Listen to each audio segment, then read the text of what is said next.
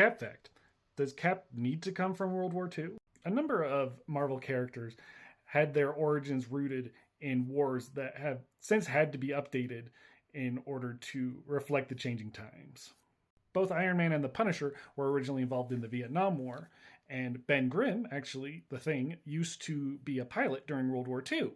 Since it would no longer make sense for them to have been involved in those specific wars and still be, in their 30s and 40s, nowadays, there has been a fictional war called the Kong conflict that they've been retroactively put into, and that can be used, since it's a fictional war, it doesn't matter when it was, it can always just be 10, 20 years ago.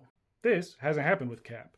Even when he was originally introduced, they had introduced the concept of suspended animation to explain where he had gone for so many years. And because of that, it doesn't matter how far away we're getting from World War II, he's still able to be attached to that time frame and still be young in the modern day. But does he need to be? If they hadn't actually done that suspended animation and he had just been still attached to World War II, then what would be different if he were now attached to this Kong conflict? And in many ways, you could arguably make the same character and just attach him to a different war. There's no real reason why someone who is just and completely moral needs to come from World War II. Like, there's just people now, and there were bad people then, obviously, by the fact that the whole war was even started. However, if you actually ignore the logic of it, which we're going to do because we're talking about superheroes, it does help with the characterization to have him from a previous time. It doesn't matter if the idea of old school values are actually better.